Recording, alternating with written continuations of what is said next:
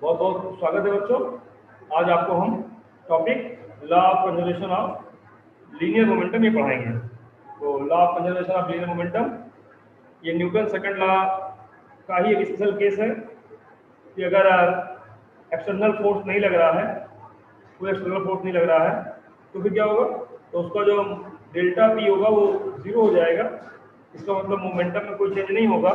P initial equal to P final हो जाएगा। चलिए इसका स्टेटमेंट लिखते हैं। If no external force act on a system when no external force act on a system when no external force act on a system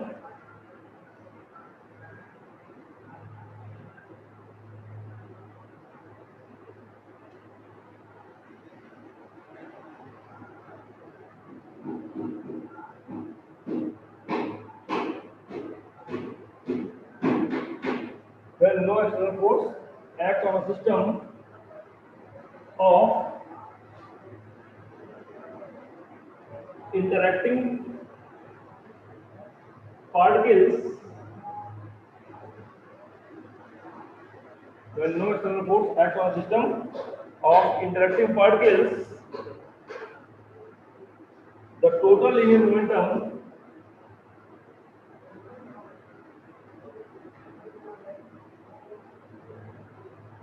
the total linear momentum of system the total linear momentum of system is remaining same or unchanged.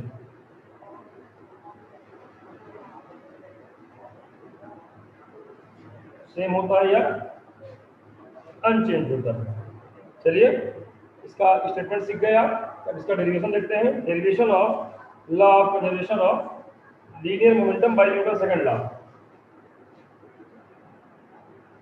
Derivation of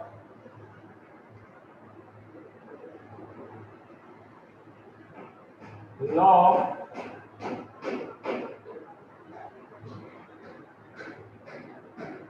conservation of linear momentum by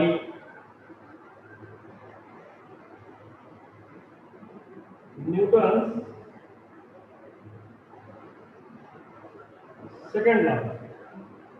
Newton second law से हम कैसे derivation करते हैं law of conservation of linear momentum का, ये सिखाना है आपको।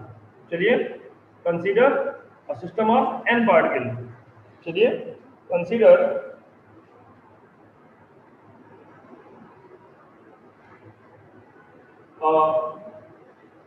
an isolated system of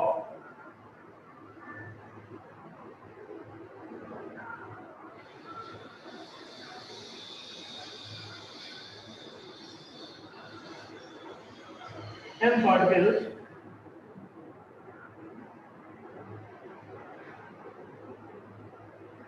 interacting with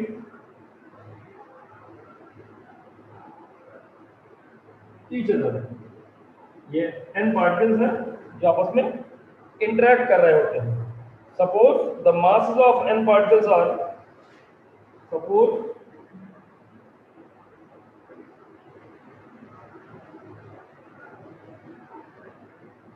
the masses of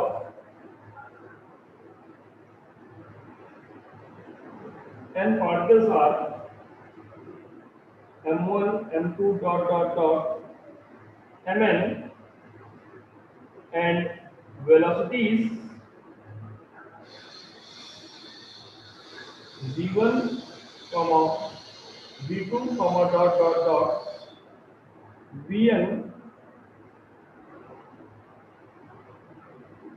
respectively. उनके मासेस m1 m2 m3 और उनकी वेलोसिटीज जो है वो v1 v2 और v3 है। देन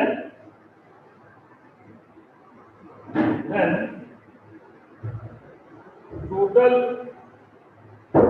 लीनियर मोमेंटम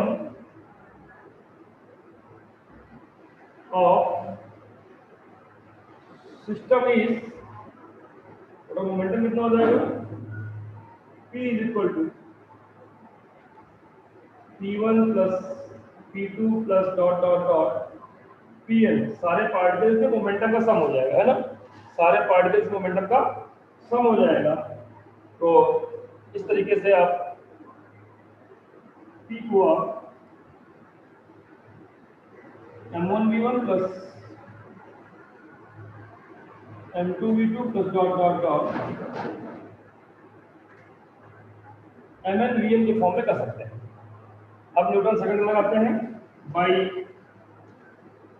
क्योंकि उसी से हमको इसको ऑप्शन करना है, by Newton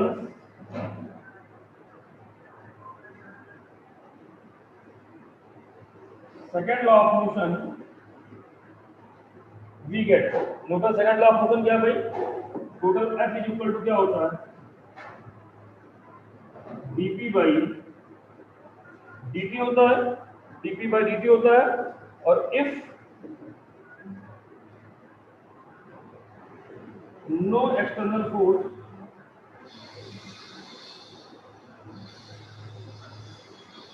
F act on the system of particles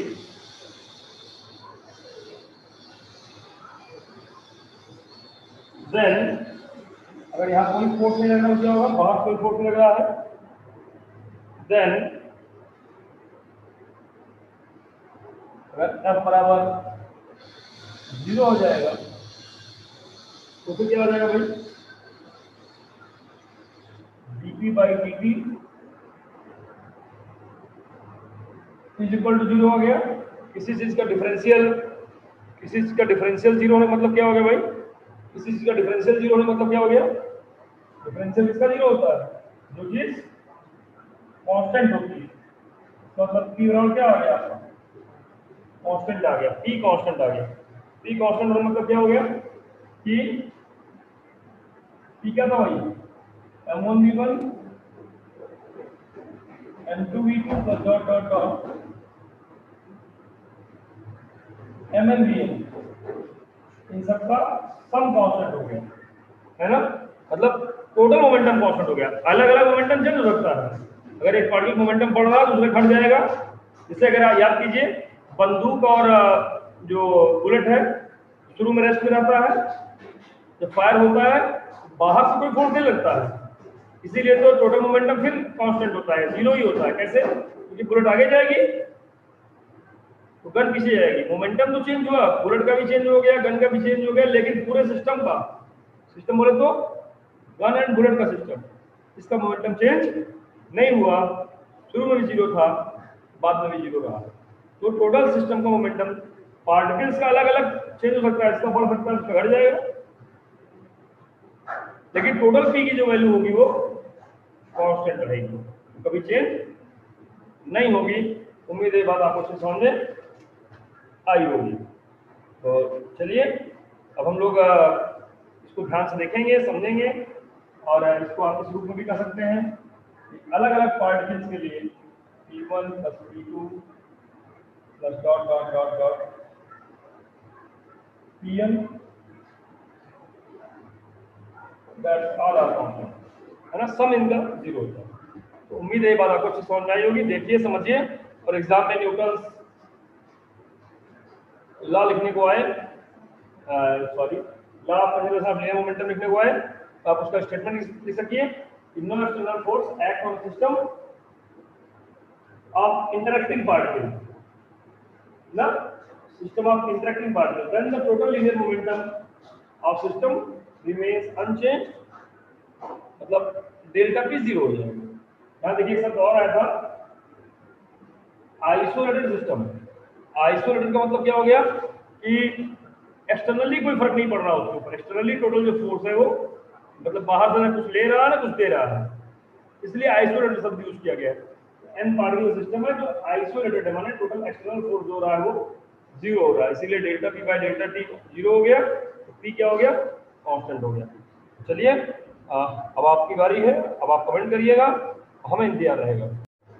चलिए law of conservation of linear momentum बताया आपको, मालूम है आपको कि if no external force act on a system of interacting particles, आपस में इंटरेक्ट करने वाले पार्टिकल्स हैं, the total linear momentum of system remains same या unchange, total linear momentum unchange होता है। तो इसी का डेरिवेशन हम लोग न्यूटन थर्ड लॉ से करने जा रहे हैं। कैसे करेंगे, तो आइए हम बताएं आपको कि let a system of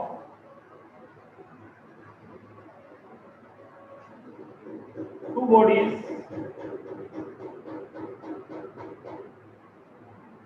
A and B, let a system of two bodies A and B of masses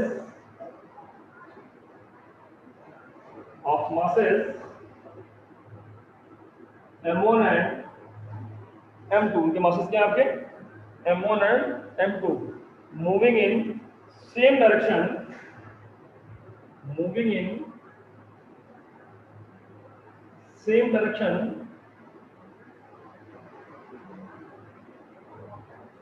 with velocities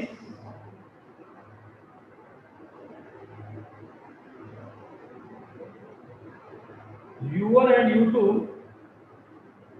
u1 and u2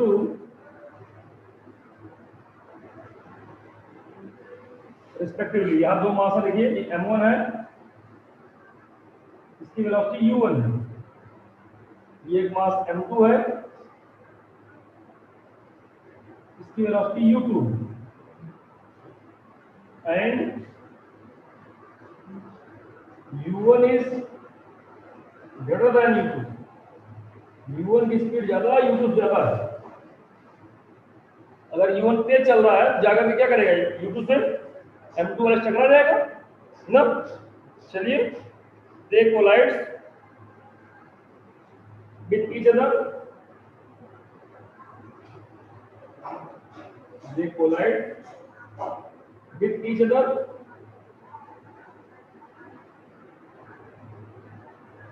for time interval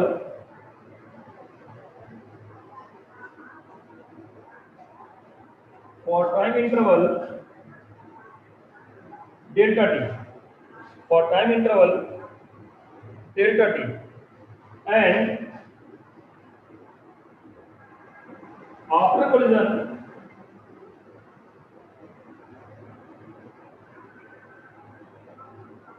collision their velocities becomes v1 and v2, where v1 is less than v2, मतलब अब दोबारा collision नहीं होगा। अब ये m1 वाला आपका v1 velocity चल रहा है, कोलिजन के बाद m2 वाला v2 वेलोसिटी चलने लगा, और अब दोबारा कोलिजन नहीं होगा क्योंकि v1 is less than v2। अब v1 धीरे चल रहा है, v2 निकल जाएगा आगे, धक्का खा गया, पहले इतने चला था, धक्का मारा और बहुत तेज चलने लगा, ये धीरे चलने लगा ना, मतलब इंटरेक्शन हो गया, धक्का मुक्की हो गई। और time interval delta T time के, कितनी देर तक कोलिजन आपस में टक्कर में रहे, टच में रहे, इंटरेक्शन में रहे, तो डेल्टा टी तक के रहेंगे। चलिए अब बात आगे बढ़ा जाए। During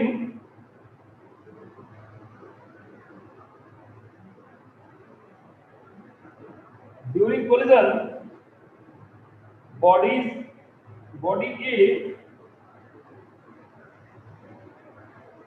exert force FBA on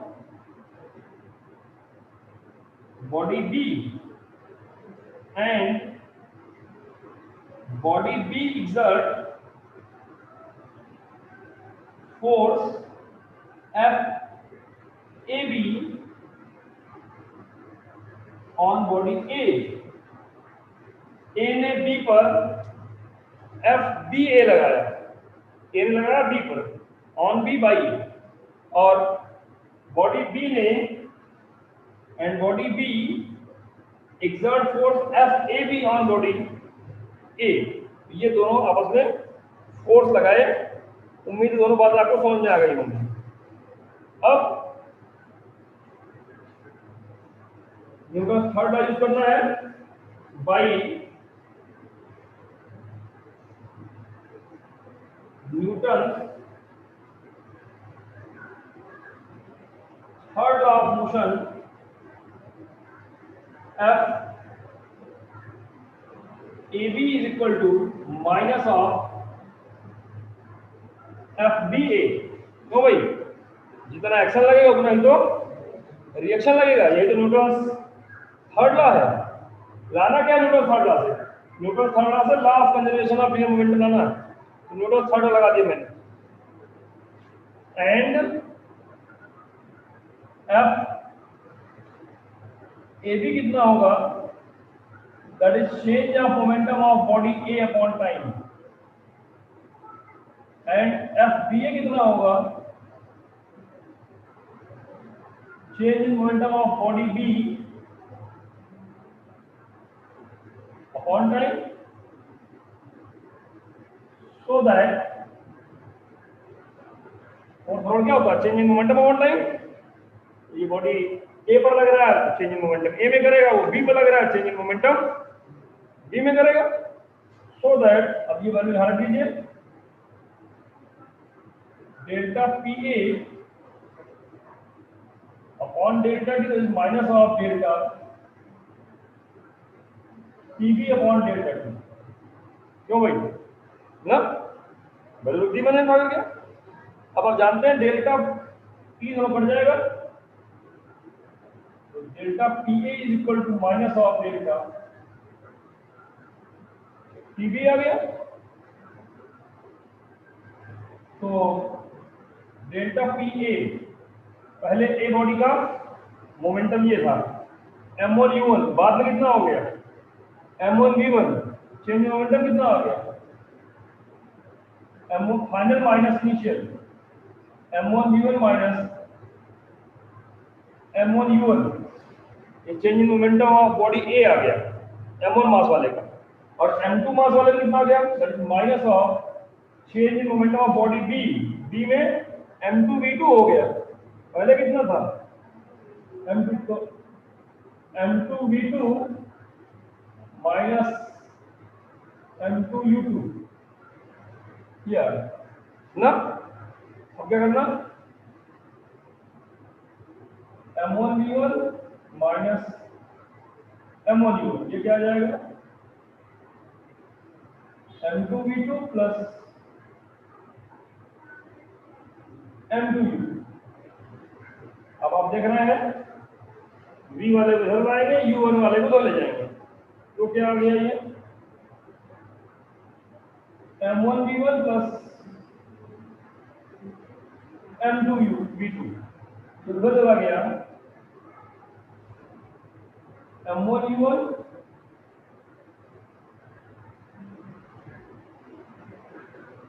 m2 u2।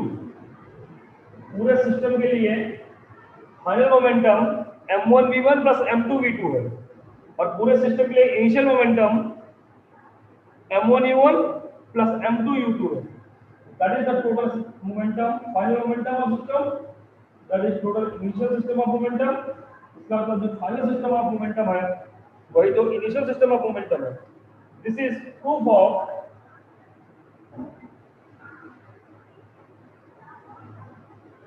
this is proof of law of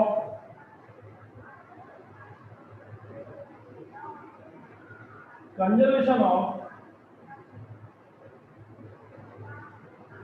linear momentum